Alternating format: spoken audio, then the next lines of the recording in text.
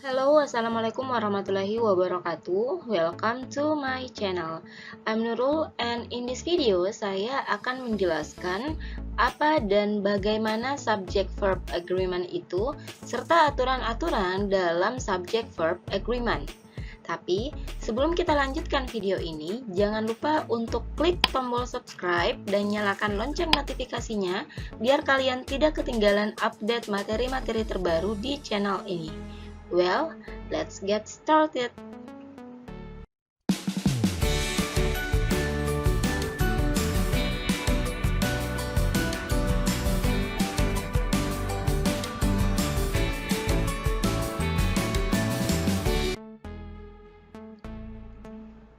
Mungkin kalian sudah tidak asing lagi dengan istilah subject-verb agreement.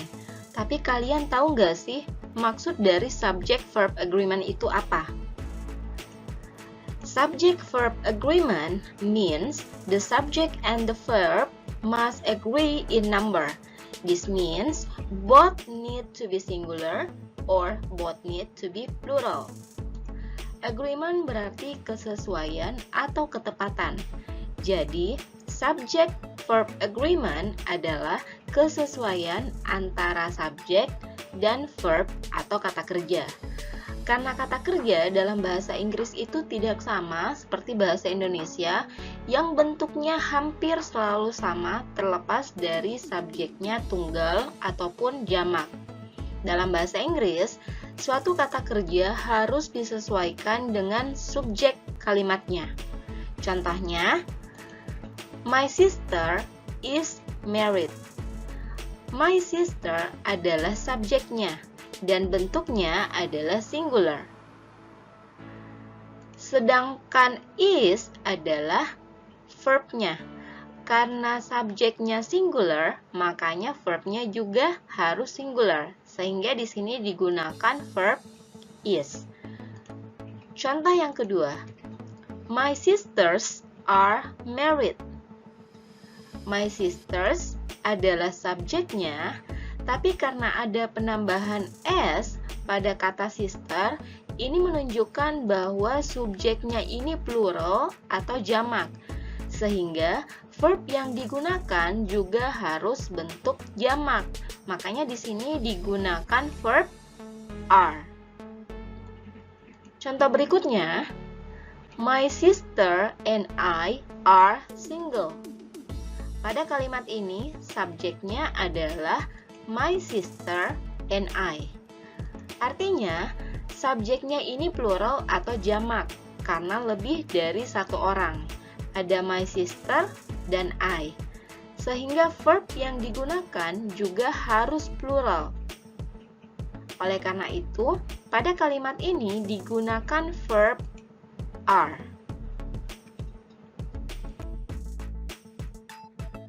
Sebelumnya perlu saya ingatkan bahwa dalam bahasa Inggris, subjek adalah who or what do something, dan subjek ini bentuknya berupa noun. Nah, secara umum pada pola present tense antara subjek dan verb, bentuk pluralnya itu berlawanan. Pada subjek yang berupa noun, untuk membuatnya menjadi plural atau jamak, maka ditambahkan huruf S setelah noun. Contohnya, car, mobil. Kalau jumlahnya lebih dari satu mobil, maka ditambahkan huruf S di belakang car menjadi cars. Ini untuk menunjukkan bahwa noun ini bentuknya plural atau jamak. Sebaliknya, pada kata kerja, kalau kita mau mengubahnya menjadi bentuk plural atau jamak, maka S dihilangkan. Huruf S pada verb singular itu dihilangkan. Contohnya, the car looks expensive. Pada kalimat ini, subjeknya adalah the car. Nah, karena subjeknya the car ini bentuknya singular, oleh karena itu ada penambahan S pada kata kerja look. menjadi looks. Ingat bahwa dalam present tense ada aturan penambahan s ataupun is pada kata kerja. Materi simple present tense ini sudah saya jelaskan dalam video terpisah. Linknya bisa kalian cek pada deskripsi video di bawah ini. Baik, sekarang mari kita lihat contoh berikutnya. The cars look expensive. Pada kalimat ini, subjeknya adalah cars, the cars, yang bentuknya plural atau jamak, lebih dari satu mobil. Nah, karena subjeknya plural, maka verbnya juga harus dalam bentuk plural. Seperti yang sudah saya jelaskan sebelumnya, bahwa bentuk simple present tense ini, ketika kita ingin mengubahnya menjadi bentuk plural, maka huruf S dihilangkan dari singular verb. Jadi verbnya adalah look, tanpa huruf S yang menunjukkan bahwa kata kerja ini adalah kata kerja yang berbentuk plural. Sampai di sini, apa kalian sudah paham untuk perubahan verbnya? Semoga bisa ya. Kalau sudah, ada permasalahan lain pada subject verb agreement yang perlu untuk kalian ketahui juga. Karena subject verb agreement ini bisa saja membingungkan ketika dihadapkan pada persoalan seperti subjek berupa collective noun, compound subject, plural form dengan makna singular, dan indefinite pronoun. Selain itu, ada pula phrase atau clause yang menyela subjek dan verb, sehingga akan cukup dapat membingungkan di dalam penentuan agreement-nya.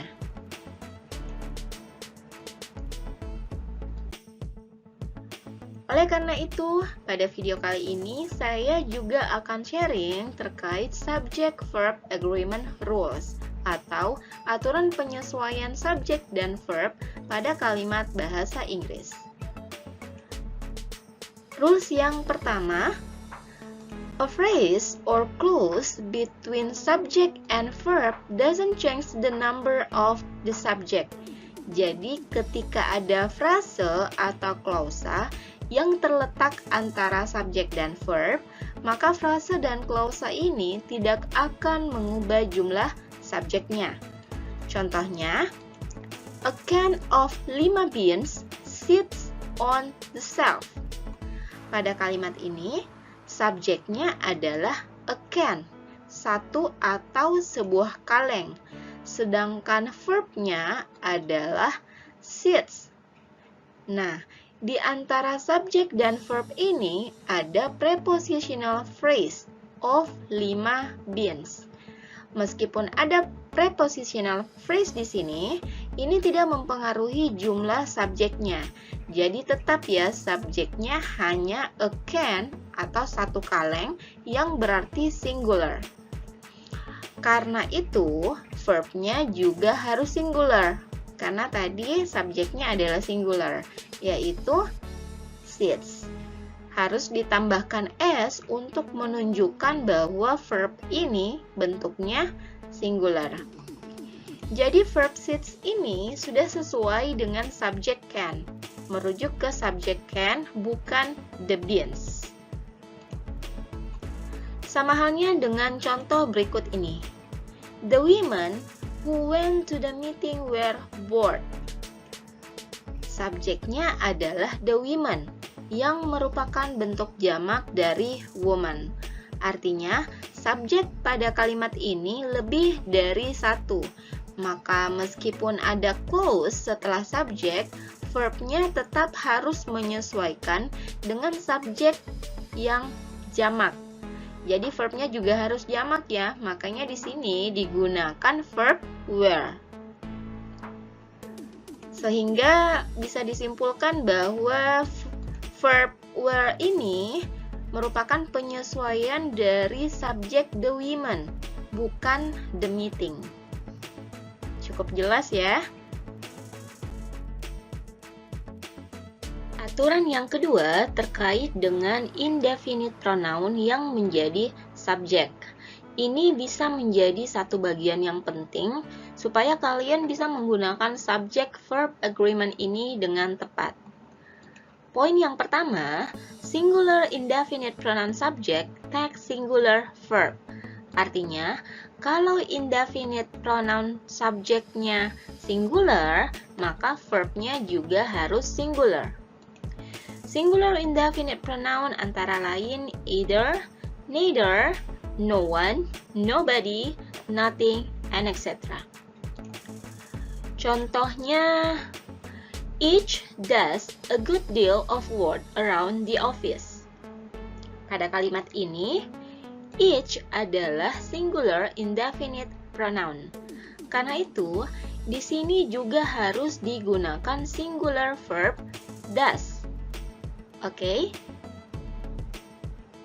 Poin yang kedua, plural indefinite pronoun subjects take plural verb.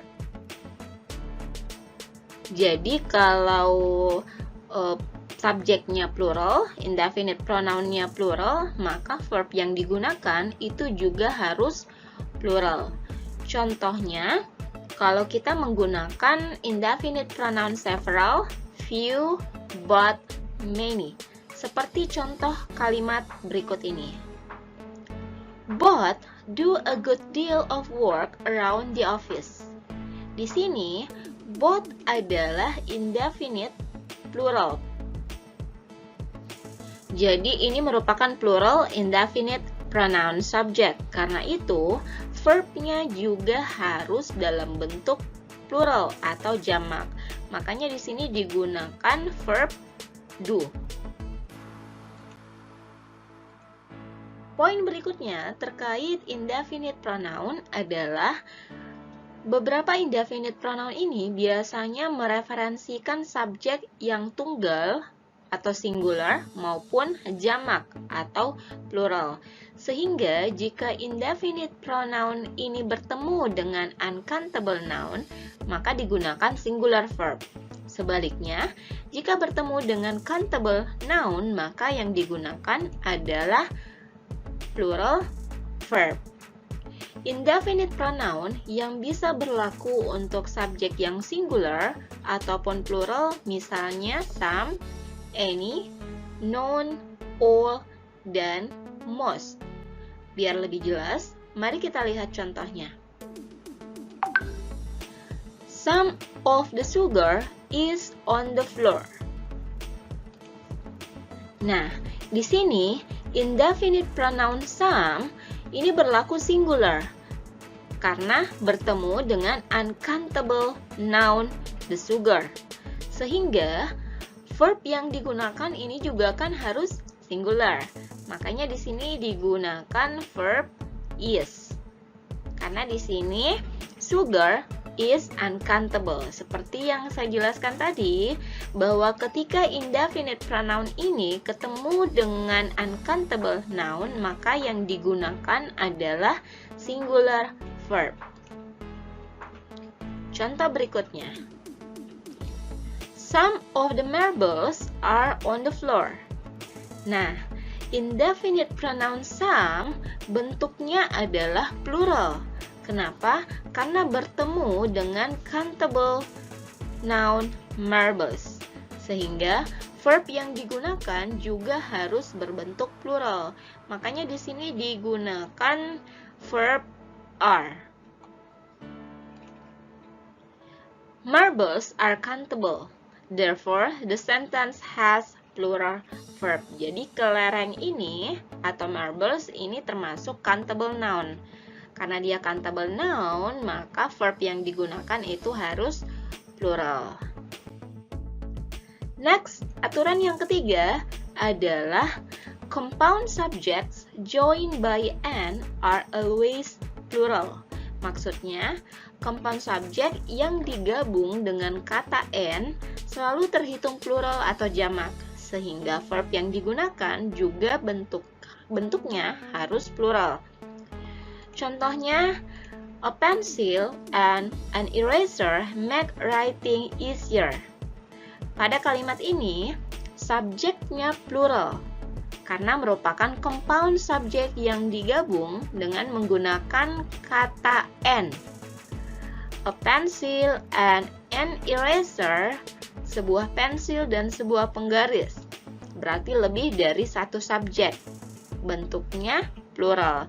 Makanya kita juga harus menggunakan verb yang plural. Sehingga di sini digunakan kata make without s, tidak menggunakan huruf s karena ini bentuknya plural. Aturan berikutnya adalah ketika subjeknya merupakan compound subjek yang digabung dengan menggunakan kata or atau nor, maka verb yang digunakan itu tergantung pada subjek yang lebih dekat dengan verbnya. Contohnya, neither the director nor the actors are following the lines closely.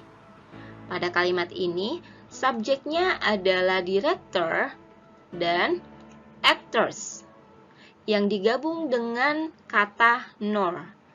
Director bentuknya singular, sedangkan actors bentuknya plural atau jamak. Nah, sesuai penjelasan tadi bahwa penggunaan verb itu bergantung pada subjek yang terdekat dengan verb, maka di sini digunakan plural verb are. Karena subjek yang terdekat bentuknya juga plural, yaitu actors. Jadi dari contoh ini kita bisa lihat bahwa penggunaan verb are ini adalah penyesuaian dari subjek yang terdekat. Seperti itu ya. Contoh berikutnya, neither the actors nor the director is following the lines closely. Sama halnya dengan contoh sebelumnya, pada kalimat ini terdapat dua subjek, yaitu actors dan director. Actors plural, sedangkan director singular. Nah, karena yang terdekat dengan verb adalah director yang singular, maka verbnya juga harus singular. Makanya di sini digunakan verb is. Oke, kita lanjutkan ke rules berikutnya. Aturan yang kelima adalah inverted subject harus sesuai dengan verb pada kalimat. Inverted subject di sini merujuk pada subjek dan verb yang dibalik posisinya. Umumnya kan subjek di depan, kemudian diikuti dengan verb. Nah, kalau inverted subject, kebalikannya, verb muncul duluan, kemudian diikuti oleh subjeknya. Contohnya, whether there is a fly in my soup, atau there are 4 flies in my soup. Pada kalimat ini digunakan verb singular is karena subjeknya juga singular. Jadi verbnya muncul di depan sebelum fly yang bertindak sebagai subjek. Makanya disebut inverted karena posisinya dibalik. Sama halnya dengan kalimat there are 4 flies in my soup. Di sini digunakan plural verb are karena subjeknya juga plural, yaitu 4 flies. Contoh berikutnya. How are the relatives taking the bad news? Nah, pada kalimat ini digunakan plural verb are karena subjeknya plural atau jamak, yaitu relatives. Well, sekian untuk pembahasan aturan subject-verb agreement part 1. Jangan lupa untuk menyimak kelanjutan pembahasan berikutnya di part kedua. Linknya akan saya sertakan di deskripsi video. Thanks for watching dan semoga bermanfaat. Assalamualaikum warahmatullahi wabarakatuh.